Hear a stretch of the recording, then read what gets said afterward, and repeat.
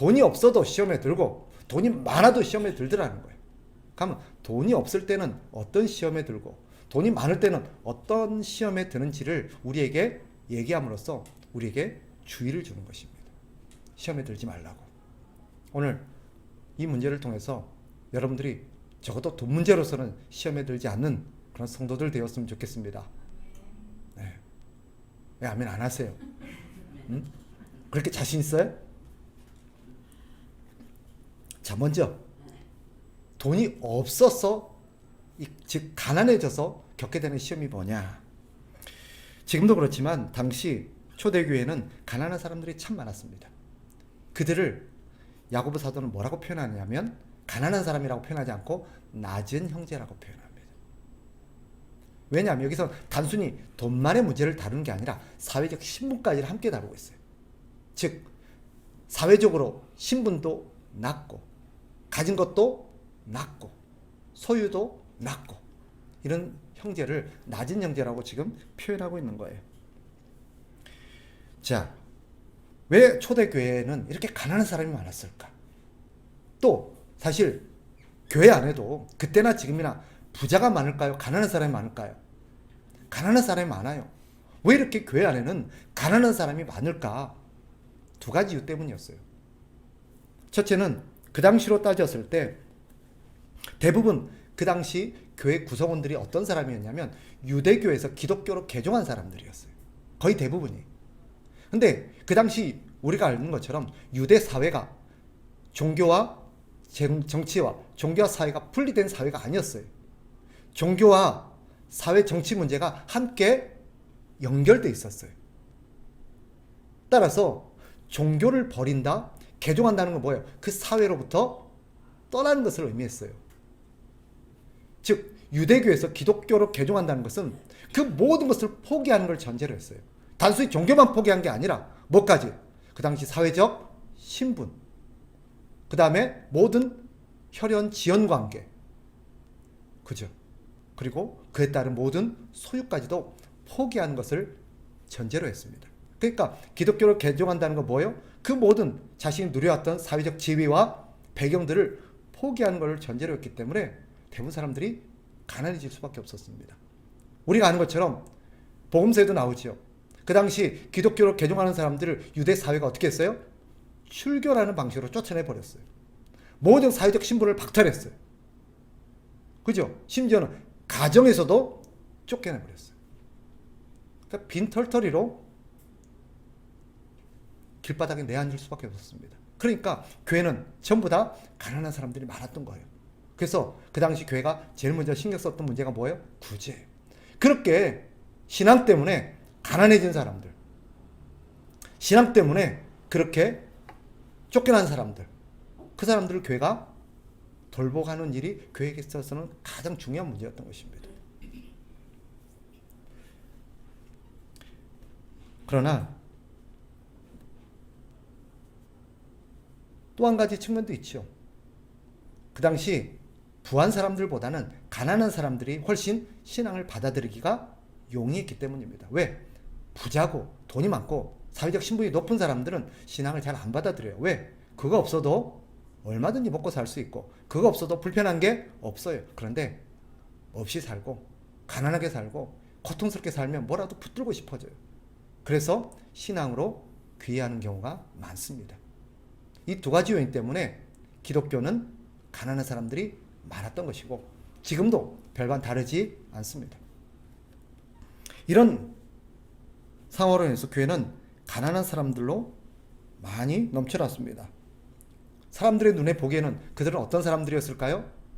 사회적으로 무기력하고, 그죠? 또 그들은 비천한 사람들이었습니다. 적어도 사람들의 눈에는 그렇게 보였어요. 전부 다 없는 사람들만, 가난한 사람들만, 비천한 사람들만, 그런 사람들만 교회 가니까 전부 다 교회 가는 것들은 다 저렇게 없이 살고 가난하고 그렇게 못난 사람들이구나. 그런데 사람들의 눈에 보일 때 이 낮은 형제들이었을지는 모르지만 우리 주님의 눈에는 어땠을까요? 존귀한 자들이었습니다.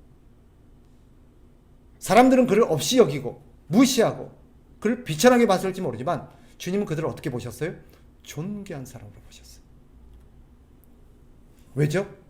왜 주님 그들을 존귀하게 여기십니까? 그들은 그리스도를 위하여 가난을 자처한 사람들이었기 때문입니다. 그리스도를 위해서 가난을 선택한 사람들이었어요. 그러니 그들은 그리스도를 위하여 자신의 부유함을 포기한 사람들이기에 주님 보시기에 얼마나 귀한 사람들이었겠습니까?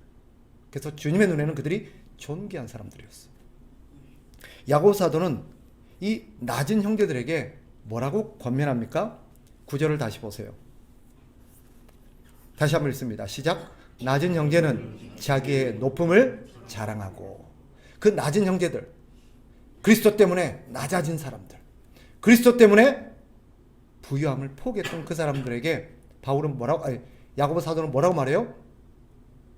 너희가 높아짐을 자랑해라. 높아짐을 자랑해라. 여기서 높음이라는 건 뭐냐? 이런 뜻이에요. 직역해보면 부풀어 오르는 기쁨. 부풀어 오르는 기쁨. 이것을 우리가 가장 익숙한 단어로 바꾼다면 뭘까요? 자부심이에요. 자부심. 즉 이런 말이에요. 주를 위해서 기꺼이 가난을 선택했던 너희들 자부심을 가져라. 이런 뜻입니다. 자부심을 갖고 살아라. 부풀어 오르는, 내가 주를 위해서 가난을 선택했다. 내가 주를 위해서 부를 포기했다. 주를 위해서 그 높은 신분을 버렸다. 그런 부풀어 오르는 기쁨으로 너희 마음을 무장해라. 자부심을 가져라. 이런 의미입니다. 바울은 갈라디아서 6장에서 이렇게 표현합니다. 들어보세요. 우리가 익숙한 표현입니다. 그러나 내게는 우리 주 예수 그리스도의 십자가 외에 결코 자랑할 것이 없으니 그리스도로 말미암아 세상이 나를 대하여 십자가에 못 박히고 내가 또한 세상에 대하여 그러하니라. 자기는 뭘 자랑해요? 어디에 대한 자부심이 있었대요? 내가 그리스도와 함께 십자가에 못 박힌 것에 대한 자부심이 있었어요. 그걸 자랑했어요. 그들은 사람들이 생각하는 것처럼 가난함으로 인해서 마음이 비참해진 사람들이 아니었습니다. 사람들이 보기에는 저렇게 가난하고 없이 사니 얼마나 비참할까? 얼마나 마음이 허할까? 얼마나 저 사람들은 불행할까? 사람들은 그렇게 생각했을지 몰라도 실제로 그들은 어떤 사람들이었어요? 마음에 부풀어 오르는 기쁨으로 가득한 사람들이었습니다. 즉 그리스도를 위해서 자신이 그리스도와 함께 고난에 참여했다는 것을 자부심을 갖고 있는 사람들이었어요. 사도 바울은 고린도에서 이 사람들이 어떤 사람들인지를 이렇게 표현합니다. 들어보세요. 굉장히 귀한 말씀입니다. 좀 길지만 고린도후서 6장 3절부터 10절까지 한 절씩 교독으로 읽습니다. 6장 3절부터 10절까지. 우리가 이 직분이 비방을 받지 않게 하려고 무엇에든지 아무에게도 거리끼지 않게 하고 오직 모든 일에 하나님의 일꾼으로 자천하여 많이 견디는 것과 환난과 궁핍과 고난과 매맞음과 갇힘과 난동과 수고로움과 자지 못함과 먹지 못함 가운데서도 깨끗함과 지식과 오래 참음과 자비함과 성령의 감화와 거짓없는 사랑과 진리의 말씀과 하나님의 능력으로 의의 무기를 좌우해 가지고 욕됨으로 그러했으며 악한 이름과 아름다운 이름으로 그러했느니라. 우리는 속이는 자 같으나 참되고 무명한 자 같으나 유명한 자요 죽은 자 같으나 보라 우리가 살아있고 징계를 받는 자 같으나 죽임을 당하지 아니하고 근심하는 자 같으나 항상 기뻐하고 가난한 자 같으나 많은 사람을 부요하게 하고 아무것도 없는 자 같으나 모든 것을 가진 자로다. 아멘. 이게 우리예요. 이게 당시에 주를 위해서 낮아진 사람들의 정체성이었어요. 그들의 마음속에 갖고 있는 뭐였어요? 끓어오르는 높음, 기쁨이었어요. 자부심이었어요. 그래서 야고보 사도가 9절에서 뭐라고 말하는 거예요? 낮은 형제들아, 너희의 높아짐을 자랑해라. 너희의 높아짐, 너희의 높음을 자랑해라. 너희가 그리스도를 위해서 어떤 선택을 했는지 그 기쁨, 그 자부심을 가져라.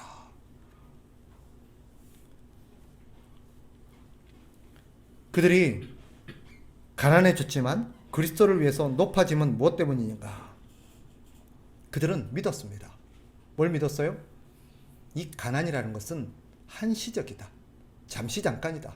기껏해야 이 땅에서의 전부다.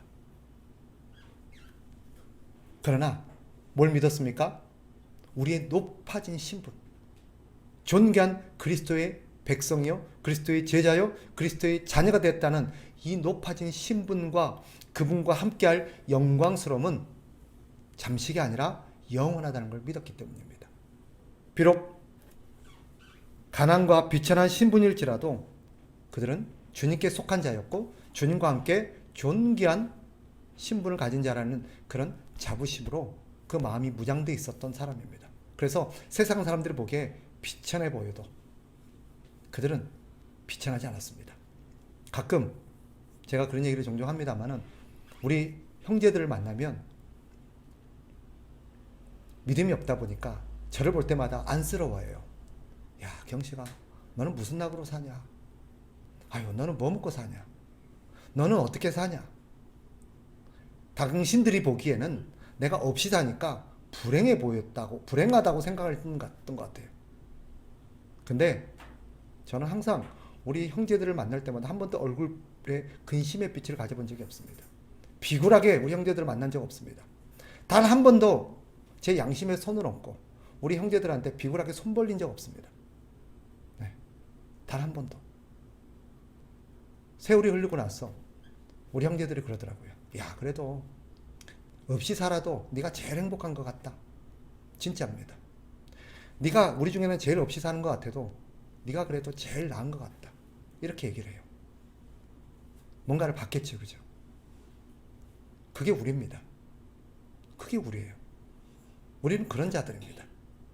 없이 산다고 사람들 보기에는 비천할 수 있을 것 같고 슬퍼할 것 같고 항상 이렇게 괴로울 것 같은데 우리는 그런 사람들이 아니에요. 우리 안에는 그들이 알지 못하는 기쁨이 있습니다. 왜? 우리는 무능해서, 우리는 정말 할 게 없어서 가난해진 게 아니에요. 우리는 왜 가난하게 삽니까? 주를 위해서 가난하게 산 거예요. 불법과 불의를 향해서 얼마든지 마음만 먹으면 돈 벌 수 있는 사람들이에요. 우리도 마음만 먹으면 얼마든지 그들처럼 돈 벌 수 있습니다. 우리가 무능력해서 그런 게 아니에요. 우리는 주를 위해서 기꺼이 그런 삶을 살기로 결심했기 때문입니다. 이런 것을 기뻐하라는 거예요. 이런 데 자부심을 가지라는 거예요. 그게 우리예요. 야고보 사도의 의도는 이거예요. 가난한 형제들에게 하고 싶은 말이 뭐였어요? 가난하다고 시험에 들지 마라. 가난하다고 주눅들지 마라. 가난해진다고 비천함하게 비굴하게 생각하지 마라. 우리는 그런 사람들이 아니다. 너희는 어떤 사람이냐? 너희는 그리스도 안에서 존귀한 자들이다. 주를 위해서 우리는 가난을 선택하지 않느냐? 비록 돈이 없어서 불편할 수 있고 남들보다 좀 어려운 문제를 경험할 수는 있을지 몰라도 우리는 그들이 절대 죽었다 깨어나도 맛볼 수 없고 알 수 없는 우리 안에는 기쁨이 있다. 우리는 누구냐? 그리스도와 함께 존귀해진 자들이다. 그리스도의 존귀한 신분에 참여한 자들이고 우리에게 기다리는 게 뭐냐? 우리 주님이 가져다 주실 영광스러운 그런 상급과 영광스러운 하나님의 나라가 우리를 기다리고 있다. 우리는 그런 자들이다. 그러니 가난하게 산다고 비굴하게 살지 마라. 가난하게 산다고 슬퍼하지 마라. 낙심하지 마라. 이 얘기를 하고 싶은 거예요. 우리는 그런 자들인 줄 믿으시기 바랍니다. 두 번째, 이번에는 부유한, 즉 돈이 없어서 시험에 들 수 있는 문제, 그것이 낙심과 비관과 슬픔과 자기 연민일 수 있다면 반대로 돈이 많아서 빚어질 수 있는 시험에 대해서 이 야고보 사도가 얘기합니다. 당시 초대교회는 가난한 성도 수요보다는 부유한 자들이 훨씬 적었을 것입니다. 그럼에도 부유자들도 있었습니다. 대표적인 사람이 루디아 같은 사람입니다. 빌립보 교회를 세웠던 이 루디아 같은 사람은 사업가였어요. 돈이 많았습니다. 그래서 그가 빌립보에서 바울이 사역할 때 그의 모든 경제적인 후원들을 담당했고 바울을 서포트했습니다. 이후에도 그녀는 교회를 세우고 주의 일들을 많이 감당했던 것으로 전해지고 있습니다. 야고보는 그런 주의 은혜 안에서 부유해진, 돈을 많이 갖고 있는, 사회적 신분이 높아진, 사회적으로 명성을 갖고 있는, 권력을 갖고 있는 그들에게 야고보 사도가 경고합니다. 그런 사람들에게도 시험이 찾아올 수 있다는 거예요. 즉, 그 시험이 무엇입니까?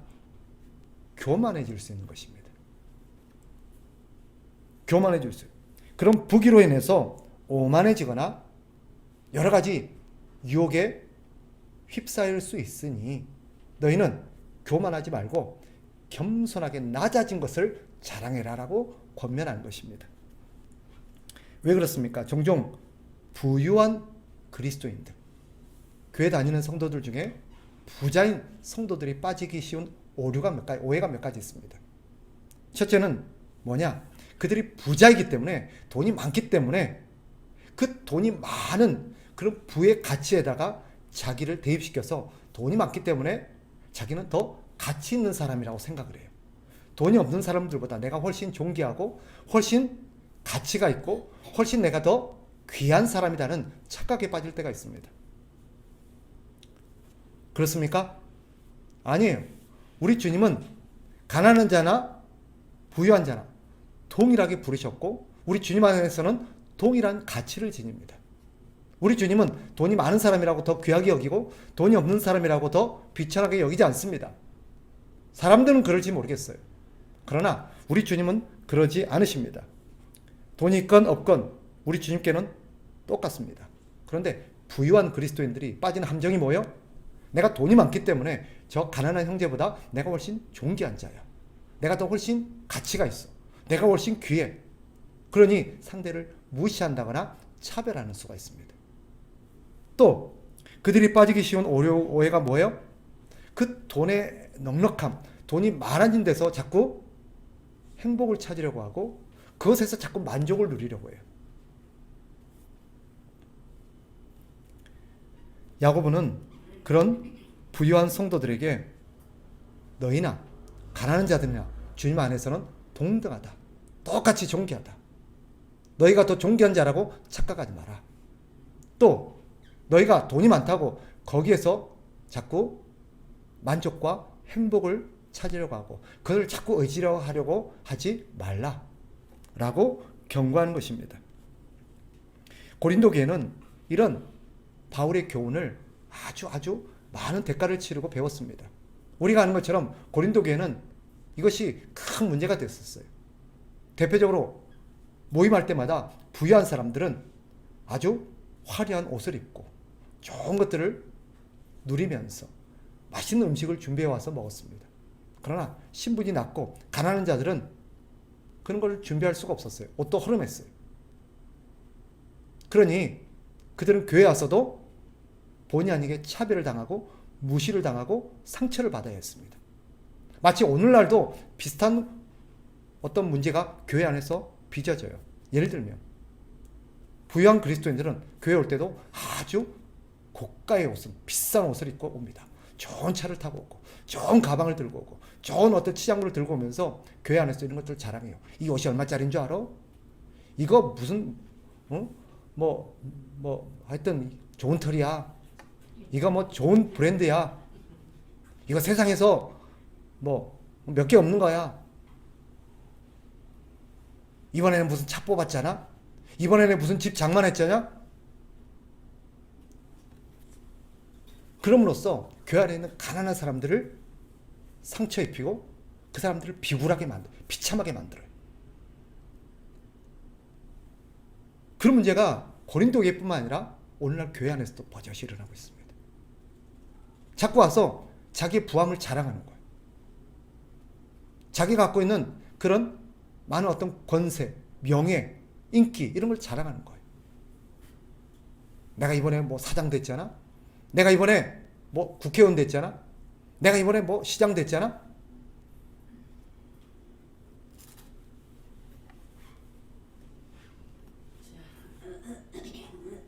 이런 부유한 사람들이 갖고 있었던 빗나간 의식이 본의 아니게 교회 안에서 갈등을 빚어내고 있었습니다.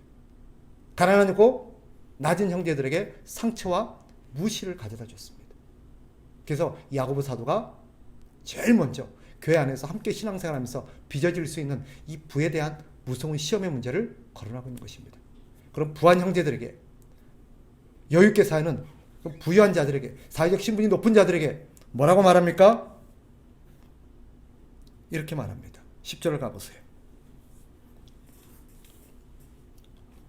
이는 10절에서 이렇게 말하죠. 부한 자는 자기의 낮아짐을 자랑할지니, 그 다음 이는 그가 풀의 꽃과 같이 지나갑니다.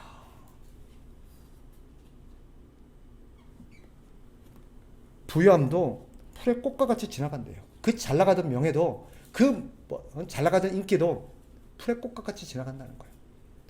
저는 실제로 그런 장면 봤어요.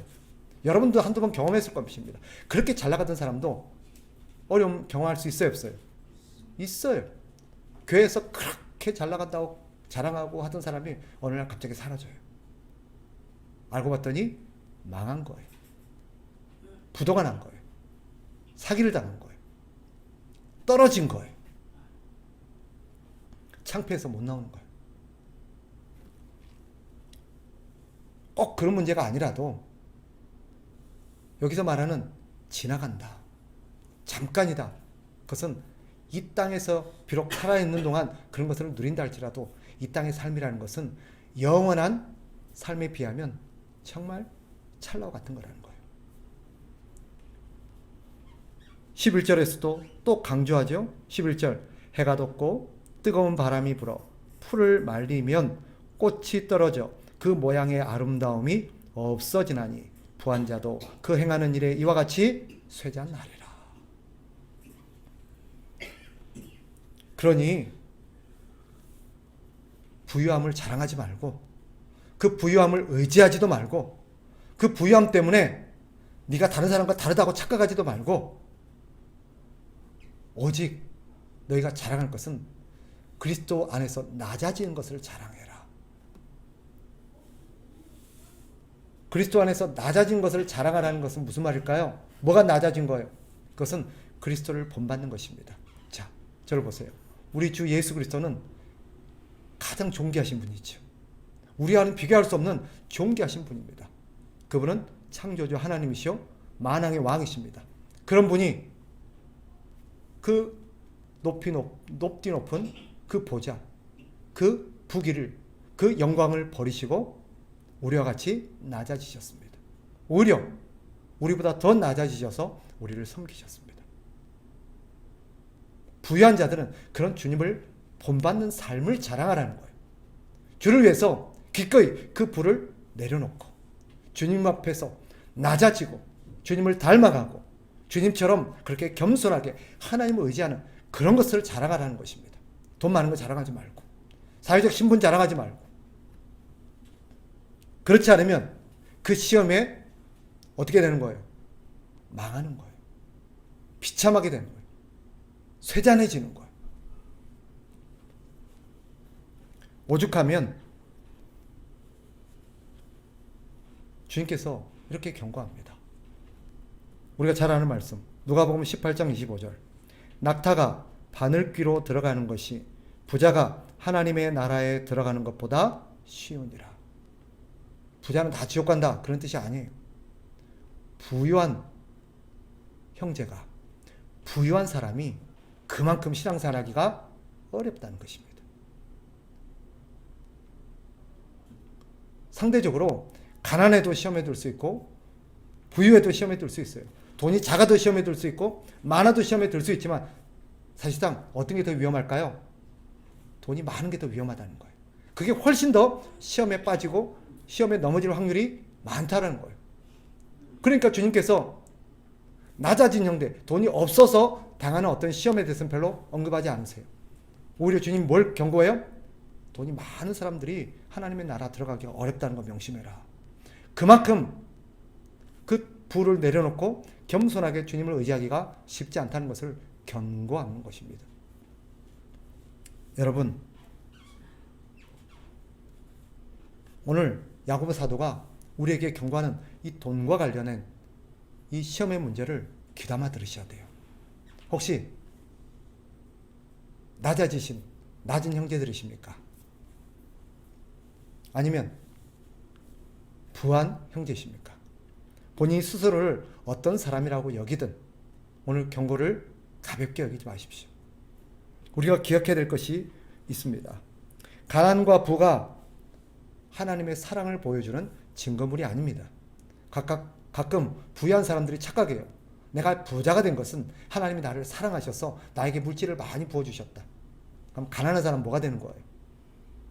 가난한 사람은 하나님이 사랑하지 않고 하나님의 사랑을 못 받아서 가난해진 것입니까?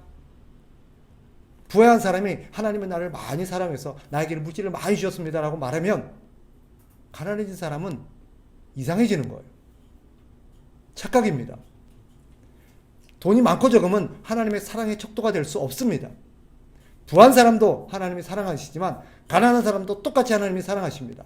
부는 하나님의 사랑의 척도가 아니에요. 그러니 자꾸 부유함을 가지고 하나님이 더 많은 사랑을 받았느니 하나님이 더 큰 축복을 받았느니 그런 착각하시면 안 돼요. 또 기억하십시다. 가난하든 부유하든 둘 다 하나님을 잘 섬기라고 주신 기회인 줄 믿습니다.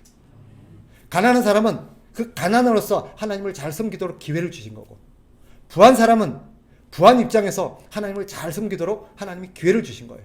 상급은 똑같습니다. 그러니 부하면 더 하나님 잘 섬길 수 있고 가난하면 덜 잘 섬길 수 있다. 아니에요. 착각입니다.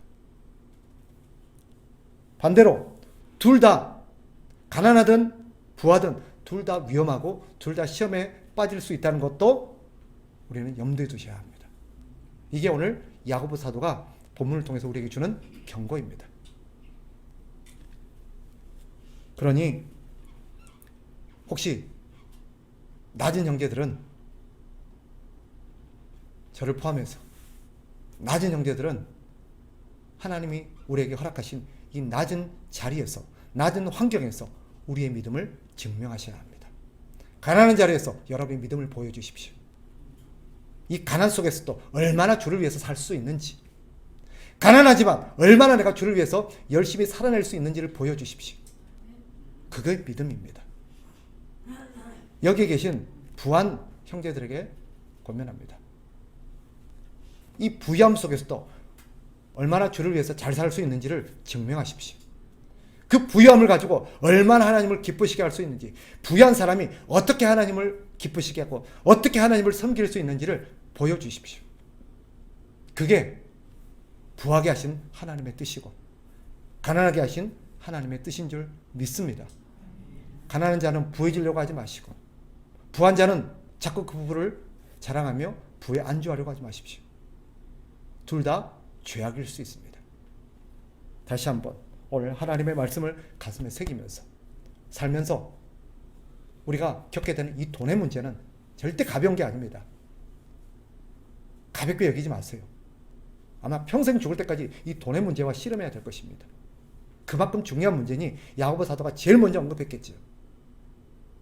그러나 이 문제를 가지고 승리하셔서 우리 하나님을 기쁘시게 하는 저와 여러분 되시기를 주의 이름으로 축복합니다.